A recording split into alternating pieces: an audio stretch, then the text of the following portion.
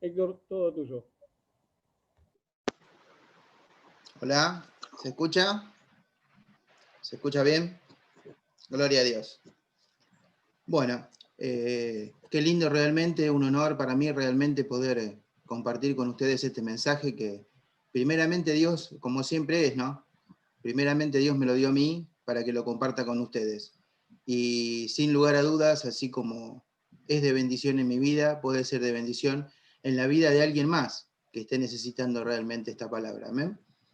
Y cuando estaba escribiendo este mensaje, recordaba una situación que me sucedió cuando era chico. Yo cuando era chico me crié en Laguna Paiva, un pueblo que está aquí en Santa Fe, a 40 kilómetros de Santa Fe capital, más para el norte, ¿no?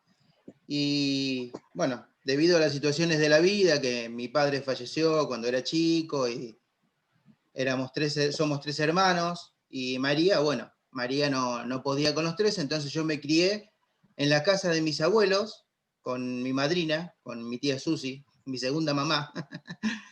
Y recuerdo cuando era chico, que habré tenido, no sé, 7, 8 años, ponele, más o menos por ahí, estaba jugando en la vereda. No sé si ustedes se acuerdan, si alguno se acuerda, una serie de televisión, seguramente debe haber muchos que sí, que se llamaba Kung Fu, que trabajaba David Carradine. ¿Se acuerdan? Que se caminaba miles y miles de kilómetros durante toda la serie el tipo. El tipo iba caminando, iba peleando, caminaba y peleaba. Bueno, resulta que a mí me gustaba ver la serie esa Kung Fu. De chico, por ahí mucho no la entendía, ¿no? Pero me gustaba todas las piruetas que hacía David Carradine en la serie, ¿no? Y una vuelta, jugando en la vereda de la casa de mis abuelos, con amigos ahí, amiguitos ahí de la cuadra, ¿no? ¿Qué se le ocurre al tipo? Querer hacer una toma de Kung Fu como David Carradine, ¿no es cierto? Y yo siempre, de chico, de nacimiento, siempre fue, salvo entre los 18 y los 21 años, que estaba muy flaco porque hacía mucho deporte, ¿no es cierto? Después toda mi vida fui gordito. Era un taponcito que no tenía agilidad, pero menos agilidad que una tortuga tenía, ¿no es cierto? Y una vuelta, jugando en la vereda ahí de la casa de mis abuelos con mis amigos, tirar una patada de karate. Quiso tirar una patada de karate el tipo. Claro, yo empecé a levantar la pata, pero me olvidé que las aperturas de mis piernas no eran muy cuantiosas, y la pierna de apoyo, digo, siguió a la que iba subiendo. Y entonces caigo a la vereda con mi brazo izquierdo y me lo quiebro. El antebrazo, desde el codo para adelante, se me dio vuelta el brazo y me quedó el antebrazo mirando para el otro lado. Bueno, obviamente en el momento, viste que llega un momento que por ahí te duele algo cuando te golpeás o lo que sea, llega un momento que ya el dolor te supera y o perdés la conciencia o es como que ya, no sé, como que lo soportás al dolor, ¿no es cierto? Después cuando me llevaron al hospital para acomodarme el brazo, ¿no es cierto? También fue todo un tema ese. Y realmente me dolió muchísimo esa situación, ¿no es cierto? Y de ahí entonces le agarré quick a andar haciendo esas cosas, andar haciendo esas acrobacias. Entonces, claro, miré un tiempo más Kung Fu y después ya no me gustó más mirarlo porque, digo, se me va a empezar a ocurrir hacer de vuelta toda esta pirueta y andás a ver dónde voy a terminar, ¿no es cierto?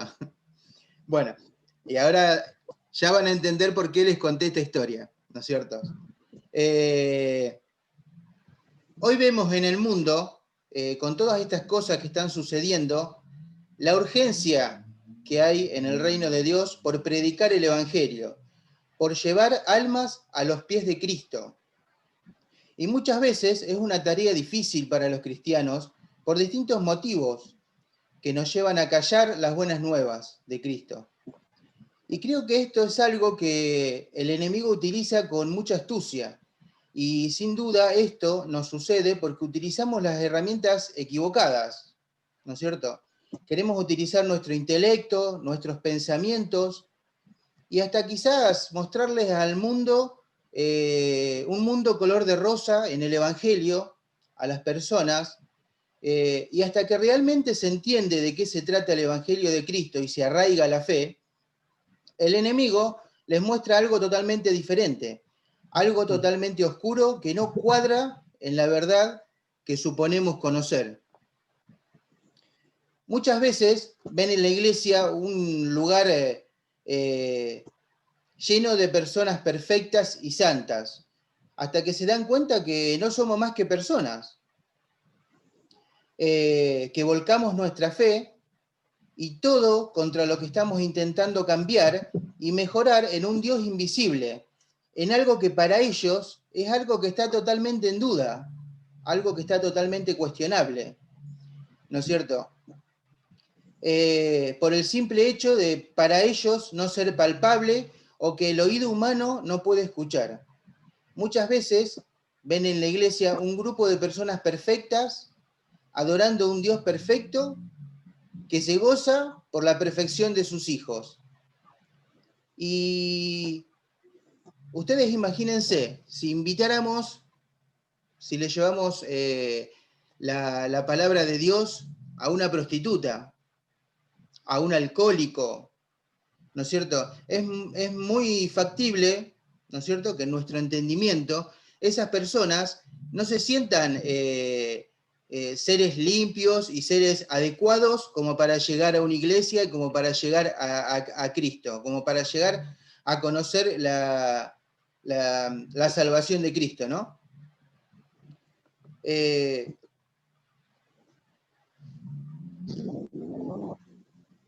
No sé, en las condiciones que se encuentra, por ejemplo, un golpeador, ¿no es cierto? O con un adicto a las drogas, quizás por pensar que sus vidas son demasiado sucias para acercarse a Dios. Sin embargo, vemos que a Jesús se les acercaban estas personas, que eran consideradas inmundas, sucios, pecadores, prostitutas, borrachos, lo podemos encontrar en la Biblia, ¿no es cierto? Y muchas veces nos podemos preguntar por qué 2000 años después la gente evita tanto a los seguidores de Jesús. La iglesia tiene que ser un lugar donde nos reunimos personas que reconocemos que hemos caído, ¿no es cierto? Como siempre dice nuestro pastor, la iglesia es un lugar, es un hospital de almas quebradas, de almas que necesitan de Dios para poder fortalecerse y poder salir adelante, ¿no es cierto? Un lugar donde confesemos nuestros defectos, nuestros fracasos, nuestras debilidades, nuestras adicciones, nuestro dolor. Un lugar donde podamos mostrar qué somos y lo que podemos llegar a ser en Cristo. Amén. Un lugar donde nos podamos refugiar, donde no se cataloguen o piensen la gente que son catalogadas, ¿no es cierto?, por ahí, porque eso se convierte en una religión y repele a la gente, ¿no es cierto?, la espanta a la gente. Y nosotros, y como sabemos, gracias a Dios, y como siempre nos enseñan, el Evangelio no se trata de una religión, es salvación. El Evangelio es salvación de esas personas que están quebradas y que están necesitadas de Dios, ¿no es cierto? Pablo, en la segunda carta a los Corintios, revela toda esta verdad. Y dice en 2 de Corintios, capítulo 12, versículo 9, le dice Dios a Pablo, y me ha dicho, bástate mi gracia, porque mi poder se perfecciona en la debilidad. Por tanto, de buena gana me gloriaré más en mis... esto ya le está diciendo Pablo a Dios. Me gloriaré más en mis debilidades, para que repose sobre mí el poder de Cristo. Por lo cual, por amor a Cristo, me gozo en las debilidades, en afrentas, en necesidades, en persecuciones, en angustias, porque cuando soy débil, entonces soy fuerte. Amén. No es muy común ver a cristianos, por ahí a los que nos gusta mirar prédicas y demás cosas, ver en un púlpito a personas que digan o revelen, ¿no es cierto?, que les cuesta horrores orar todos los días, por ejemplo, ¿no es cierto? O que le cuesta mucho leer la Biblia, ¿no? O que es un trabajo muy duro para él mantener la santidad que Dios pretende que tengamos en cada uno de nosotros, ¿no es cierto? Es muy raro verlo. Es como que nos metemos en el Evangelio y debemos hacer alarde de cuán santos somos. Sin embargo, Pablo dice, no, a mí me conviene hacer alarde de las debilidades. Porque si yo me muestro perfecto, no solo es una mentira, sino que la gente también pena que esto es una religión. Y el Evangelio de Cristo no es una religión, sino que es una salvación para gente imperfecta, para gente quebrada, para gente como vos y para gente como yo, ¿no es cierto? Para la gente normal, con defectos, y eso es lo maravilloso. La Biblia está llena de héroes imperfectos. Jacob, por ejemplo, engañó, Pedro negó a Cristo, Noé se emborrachó, Gedeón era inseguro, David cometió adulterio, Jonás huyó de Dios, Miriam era chismosa, Marta se preocupaba por todo, Tomás dudó, Zaqueo cometió fraude, Elías se deprimía y Moisés era tartamudo, ¿no es cierto? Pero de todos estos, y que mostró su mayor debilidad, que llegó a un punto donde dijo, Señor, yo ya no puedo hacer más nada. Y el máximo ejemplo de debilidad que por lo menos yo pude encontrar en la Biblia, después si alguien sabe de alguno más, hágamelo saber, por favor, fue el sucesor de Moisés, Josué, ¿no es cierto? Fue un ejemplo de debilidad, Josué. ¿Por qué?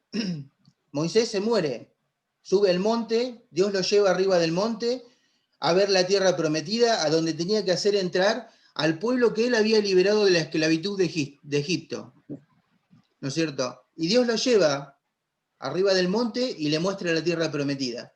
Y no lo deja bajar más, se lo lleva a su presencia. Nunca más bajó. Entonces toda la responsabilidad que tenía Moisés sobre el pueblo de Egipto pasó a hombros de Josué. Y Josué en ese momento no tuvo ni siquiera un minuto de luto de poder llorar a su pastor, de poder ayudar a su líder, de poder hacer el luto de alguien que era su líder, ¿no es cierto? Que lo guiaba y que se encargaba de llevar al pueblo, ¿no?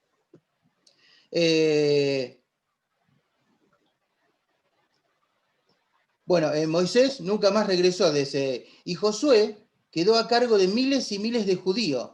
Y en ese momento, no hace tiempo siquiera de hacer el luto de su pastor y demás cosas, ¿no es cierto? Porque él tenía que seguir con lo que Moisés traía a cuestas, que era llevar al pueblo de Dios, a los judíos, a la tierra prometida, ¿no es cierto? Y por delante tenía un gran desafío. Tenía que cruzar el río Jordán. Y el río Jordán, según dicen las escrituras, era época de inundaciones y tenía un caudal muy enorme. Ni siquiera nadando se podía cruzar, ¿no es cierto?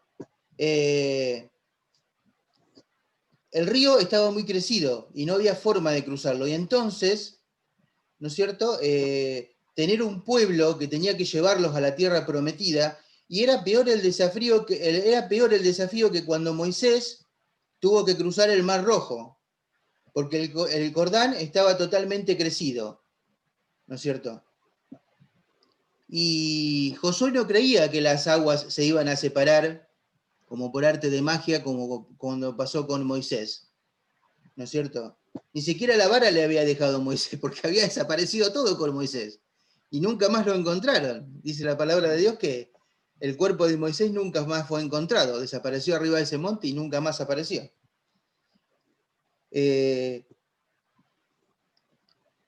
Dios iba a mostrar su poder, y podemos ver un pasaje muy conocido, pero sería lindo que presten atención a los detalles de este capítulo, ¿no es cierto? Lo conocemos quizás de memoria, pero es bueno prestarle atención a los detalles que podemos encontrar en Josué capítulo 1, ¿no es cierto? Es un capítulo muy conocido.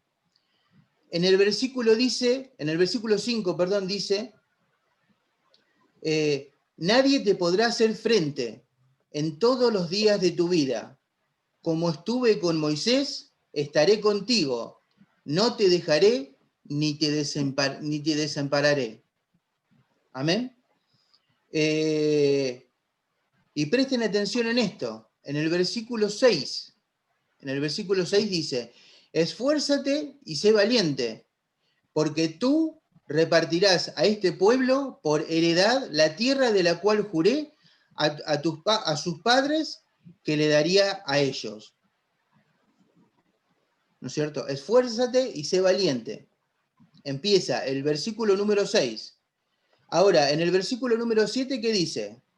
Solamente esfuérzate y sé muy valiente.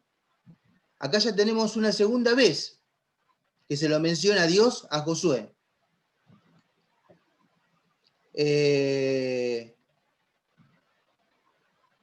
Para cuidar de hacer conforme a toda la ley que mi siervo Moisés te mandó. No te apartes de ella ni a diestra ni a siniestra, para que seas prosperado en todas las cosas que emprendas.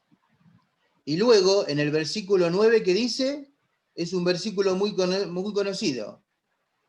Mira que te mando que te esfuerces y seas valiente. No temas ni desmayes, porque Jehová tu Dios estará contigo donde quiera que vayas. ¿Lo tomás para tu vida eso? ¿Esa palabra la tomás para tu vida?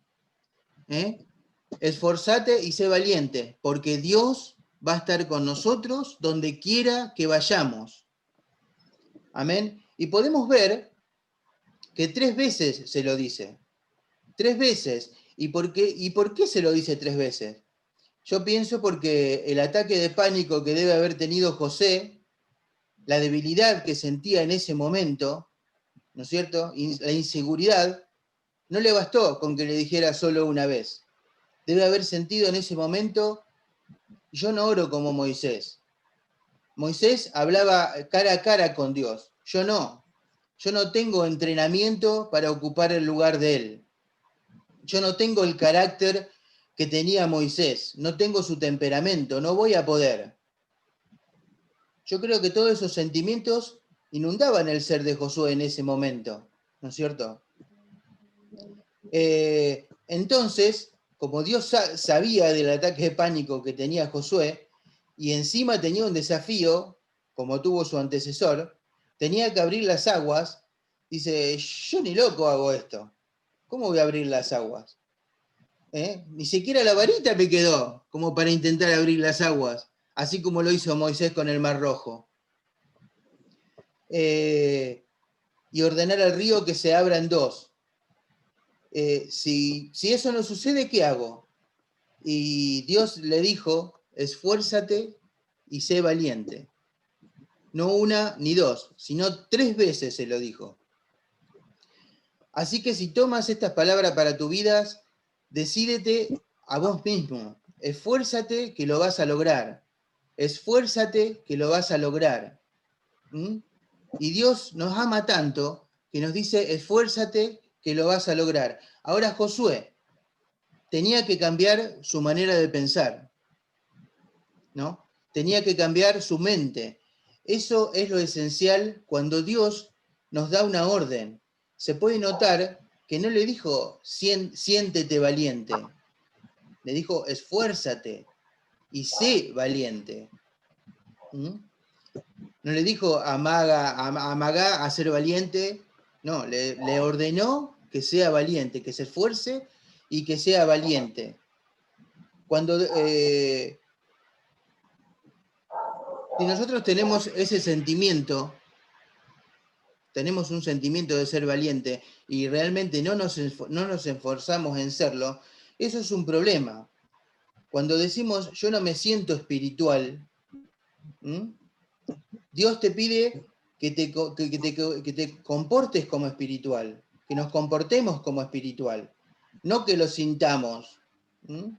Dios te manda a que seas valiente. ¿Y qué es ser valiente? Ser valiente es morirte de miedo, pero así muerto de miedo, enfrentar el gigante que tenés adelante en obediencia y en fe a la palabra de Dios. ¿No es cierto? Así que Josué se sentía débil y dice, ¿qué tengo que hacer? ¿No es cierto? Él, no sé, en su momento podría haber dicho, no sé, me quedo con la vara de Moisés y golpeo las aguas a ver si se abren, y si se abren cruzamos todos, ¿no es cierto?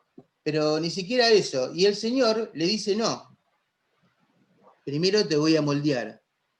Antes de que vos quieras meter los pies en esas aguas, te quiero moldear, ¿no es cierto? Por eso te mando 3 veces a que seas valiente, porque quiero que cargues el arca del pacto. Podemos ver en la palabra de Dios que Dios le da instrucciones a Josué para que carguen el arca del pacto junto a los sacerdotes, ¿no es cierto? Y se metan dentro, y se metan al agua. Y cuando se meten en el Jordán, las aguas iban a comenzar a abrirse. Le cambia la forma. Le dice primero, vas a tener que creer. Entonces, o vives por fe o vives con miedo. Y como vos, y como nos va a pasar, el Jordán, a nosotros, el Jordán nos va a permanecer cerrado. Mientras no caminemos en fe, ¿no es cierto? Si en nuestras huellas dejamos miedo en el camino, las aguas no se van a abrir. Y debemos tener la plena seguridad que el mismo Dios que estuvo con Moisés está con nosotros, ¿no es cierto? Que el mismo Dios que abrió el mar rojo está con nosotros y no nos va a abandonar, ni nos va a desamparar. Porque Dios cumple y no me va a dejar, porque Él me dijo, esfuérzate y sé valiente. Esfuérzate y sé valiente. Entonces puedes vivir con miedo o podemos vivir con fe. Si vives con fe, no podemos tener miedo, no podemos vivir con miedo, ¿no es cierto? Y esa es una decisión que tenemos que tomar. ¿Cómo afrontar nuestros problemas? Si lo vamos a hacer con fe o si lo vamos a hacer con miedos, ¿no es cierto? No importa cómo nos sintamos, ¿no es cierto? Tenemos que creer en el Señor. El Jordán va a estar allí, delante nuestro. Y tenemos dos opciones. O nos metemos al Jordán, nos hundimos y nos ahogamos, o nos metemos al Jordán con la fe de que el Señor va a hacer todos esos milagros que nosotros conocemos y todos esos milagros que lleva haciendo en nuestras vidas, y esas aguas se van a abrir. Pero tenemos que mojarnos los pies, primeramente. Tenemos que acercarnos a la orilla y tenemos que mojarnos los pies. Parados en la playa, mirando cómo corre el río, no va a suceder nada. Si no nos atrevemos y no nos metemos, no va a suceder nada. Va a haber muchas decisiones que vamos a tener que tomar en fe. Y ese Dios que estuvo con Moisés, que estuvo con Josué, va a estar conmigo y contigo, todos los días de nuestras vidas, hasta el fin del mundo. Y Él mismo nos dijo eso. Es una promesa de Dios lo que nos ha dejado.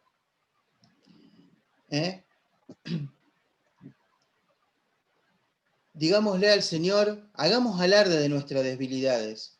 Hagamos alarde de nuestras debilidades, ¿no es cierto? Confesemos y seamos conscientes que somos débiles, que solos no podemos, que necesitamos a Dios, ¿no es cierto? Pero tenemos que tener esa fe, tenemos que creer que el Dios que está con nosotros, ese Dios que recibimos, cuando dimos ese paso de fe en recibir a Cristo en nuestro corazón, es un Dios grande, ¿no es cierto? Y que nada, ningún río se va a poder atravesar en nuestro camino, que nosotros vamos a avanzar y las aguas se van a abrir. Pero para eso tenemos que caminar con fe. Y si no damos esos pasos con fe, si lo hacemos con miedo, las aguas van a permanecer cerradas y nos vamos a hundir y vamos a quedar en el lecho del río y las aguas no se van a abrir. No tengamos miedo, avancemos en buscar esas metas que estamos pensando para nuestras vidas, esas cosas que queremos alcanzar, esos ministerios que quizás queremos comenzar, y el enemigo nos ata tanto las manos como nuestra boca, como para poder empezar a trabajar en algo que por ahí deseamos hacer, ¿no es cierto? No siempre va a ser como nosotros queramos, no siempre va a ser como nosotros queramos, pero si es de Dios, sin lugar a dudas que va a ser, sin lugar a dudas que va a ser. Y Él va a estar con nosotros, cuidándonos y apoyándonos. Pero sí te va a decir, sí nos va a decir, esfuérzate y sé valiente, ¿no es cierto? Yo después de haber sufrido esa fractura de antebrazo en mi infancia, nunca más quise levantar una pata.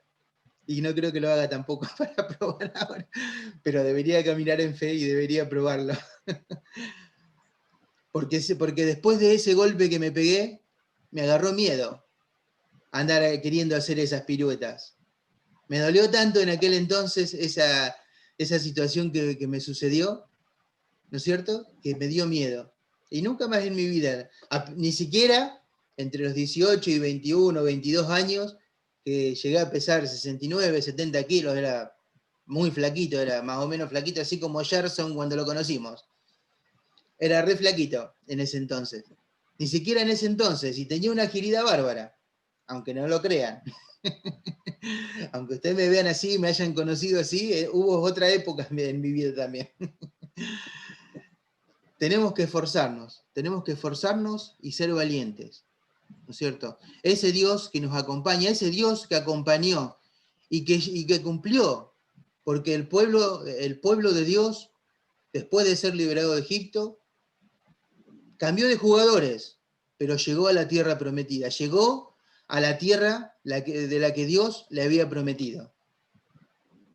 Pero Dios nos remarca, ¿no es cierto?, que para llegar a nuestra tierra prometida tenemos que esforzarnos y ser valientes.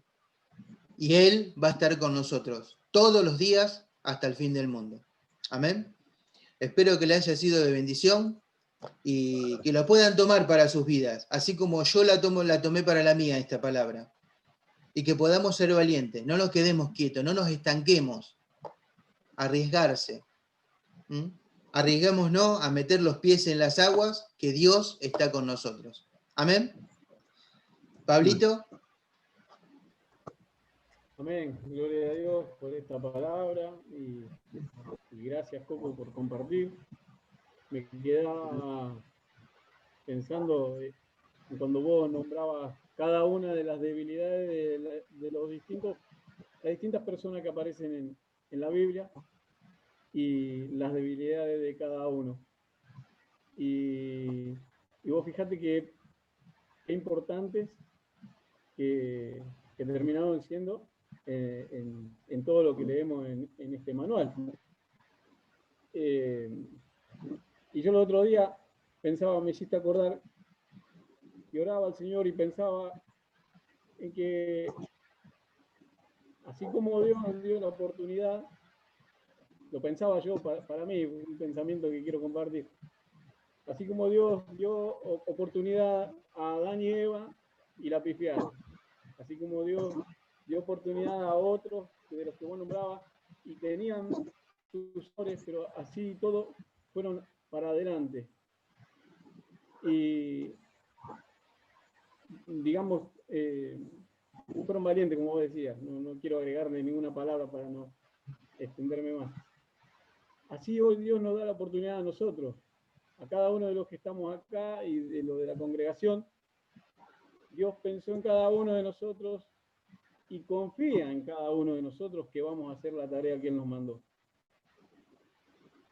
qué importante, decía yo, qué importante que pensó en mí y me dio esta responsabilidad que uno trata de llevar adelante, que una responsabilidad no como una carga que vos decís, oh, justo a mí me venía a elegir que no me animo a hablar con la gente, justo a mí que no tengo ninguna capacidad. No, sin duda que tenés capacidades, tenés dones, y tal vez no te diste cuenta, pero Dios sí lo sabe, y por eso te puso en el lugar que estás. No te pidió que vayas a predicar al mundo entero, que vayas a los estadios, no te pidió otras cosas. Te puso en el lugar que estás.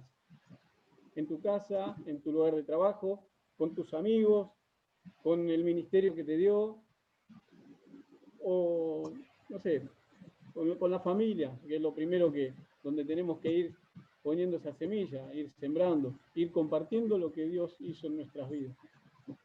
En ese lugar donde estás es importante que vos estés. Para Dios es importantísimo que estés ahí y que tomes las herramientas que Él te dio y caminar con fe, creyendo que Él va delante tuyo y que vamos a lograr llevar adelante la tarea que Él nos mandó a hacer. ¿No sabés cómo hacer la tarea? No se te da idea. Bueno, empezá por lo sencillo, por lo que sabés hacer con tus manos, con tu boca, la manera que sabés, mételo a Dios. Puedes decir, no sé hablar con la gente y contarle de Dios. Bueno, en cada conversación, un poquito lo metés a Dios. O en cada cosa que vas a hacer, encomendate a Dios. Y Él, pero te lo aseguro, que te va a dar la oportunidad y te va a decir, mirá, acá es donde tenés que actuar. Y bueno, ya después, si nosotros hacemos la vista gorda, ya después veremos cómo arreglamos eso. Pero quédate tranquilo, quédate tranquila que Dios te va a mostrar y te lo va a hacer ver claramente. Y yo creo que más de uno aquí podemos contar testimonios donde Dios nos usó, donde Dios nos mostró, mirá, acá quiero que trabajes acá.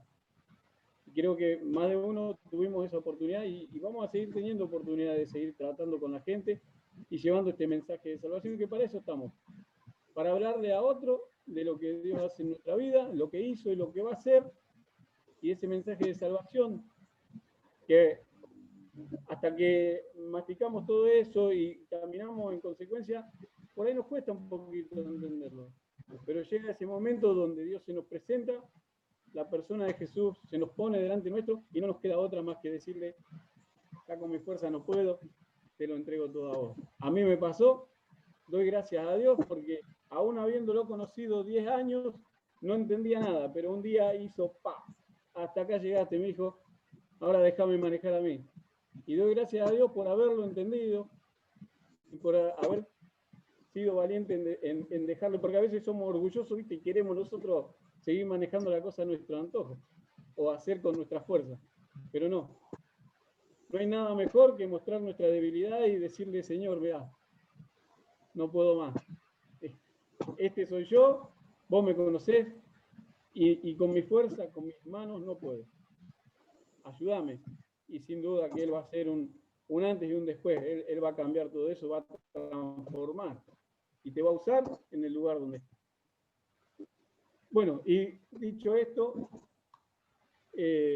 si alguien, sin duda que tenemos pedidos de oración, tenemos oraciones ahí, que estamos día y noche con nuestro Señor, contándole nuestras cosas, y por ahí estaría lindo, si quieren compartir, si tienen algún pedido especial, o simplemente que acompañemos en oración con algo de lo que usted viene orando todos los días al Señor. Si quiere compartir, habilítese el micrófono, así después podemos orar por las peticiones. O levante la mano y ahí está. Un poquito, dale. Bueno, yo quería pedir que nos unamos en oración por estas fiestas que están por venir, ya que posiblemente no nos veamos en grupo, ¿no es cierto? Así como en esta reunión, hasta después de la primera fiesta, ¿no es cierto? Me gustaría poner en oración las fiestas, la Navidad, que sea una Navidad en paz, que sea una Navidad tranquila, va a ser sin duda una Navidad atípica, ¿no es cierto?, por toda esta situación que se presentó durante este 2020, ¿no? Pero que podamos disfrutar en familia, que la podamos pasar en paz y que todas las personas en cada lugar que esté, en cada hogar, en cada familia, pueda reinar la paz de Dios, ¿no es cierto? Para que podamos ver realmente ese maravilloso suceso que se va a festejar, que es ni más ni menos que el nacimiento de nuestro Salvador, ¿no? Quería que estemos unidos en oración en eso. Ahorita escuchamos. Vos, Laurita te dijo, no, mi. Claro, pero era vos la que. Yo. ¿Está? Sí, habla. Yo quiero, por un lado, dar gracias al Señor, porque nunca nos hace faltar los alimentos y bueno, y gracias a Dios también con la salud. Pero quiero pedir por la salud de las demás personas, por este otro nuevo virus que hay, que es una mutación no sé de qué, y que está muy complicado. Bueno, que el Señor ponga su mano y todo se solucione, y también no solo la pandemia que tenemos del virus, sino también la pandemia de los robos, de todas esas cosas, que el Señor ponga cada cosa en su lugar, ¿no? Que seamos todos bendecidos y bueno, que el Señor obre. Amén. En todos nosotros. Amén. ¿Alguien más quisiera compartir algo que estemos orando? Nati, habilitate. Bendiciones. Bueno, yo quiero presentar la vida de mi papá, que el martes, o sea, pasado mañana, tiene turno en el médico y le tienen que dar la fecha para la operación. Así que para que Dios haga la obra y lo puedan operar lo antes posible, porque está muy comprometido ya su brazo. Bueno, vamos a orar por esto. Yo el otro día escuchaba alguien que hablaba de la Navidad y bueno, tenemos por ahí, por cultura o por costumbre, tan distorsionado el tema de la Navidad muchas veces, pero qué lindo que los que sabemos podamos justamente celebrar una Navidad diferente, que podamos tomar el sentido real de la Navidad. Hay personas por ahí solas. La Navidad es estar con ese que está solo, es acompañar a ese que necesita un abrazo, una palabra, un gesto. Es mostrar a Jesús en todo su esplendor. Es mostrar, nació nuestro Salvador. Bueno, mostrar eso. Bueno, sin duda que Dios va a poner la oportunidad en cada uno, en estos días, en la misma Navidad, de poder tener un gesto distinto, un momento diferente donde podamos mostrar el amor de nuestro Señor, porque es el amor de Dios que nos impulsa y nos lleva a hacer estas cosas. Porque si fuese por mí, sin duda que me equivocaría y haría cualquier cosa distinta a lo que Dios tiene pensado. Pero qué lindo que es el amor de Dios el que nos va guiando y nos va llevando y podemos de esa manera mostrar ese amor y estar con esas personas que tal vez necesitan una compañía. Que Dios lo bendiga y un poquito, si sos tan amable, si podrás orar por estas peticiones. Amén. Vamos a estar orando. Vamos a poner también en oración este sentimiento que ha puesto el Señor en la vida de nuestros pastores, de nuestros líderes, de querer ayudar a las personas, que así como Él puso ese sentimiento en los corazones para que se pueda ayudar a las personas, que también nos guíe a las personas indicadas que realmente necesitan esta donación. Amén. Perdón, un poquito. Sí. Me acordé justo, en Casa de Oración tenemos una señora, Marcela, que justo antes de que empiece esto de la pandemia, ella se sumó a las reuniones. Bueno, después no pudimos continuar, pero siempre estamos en contacto y tiene a su marido muy delicado, con quimioterapia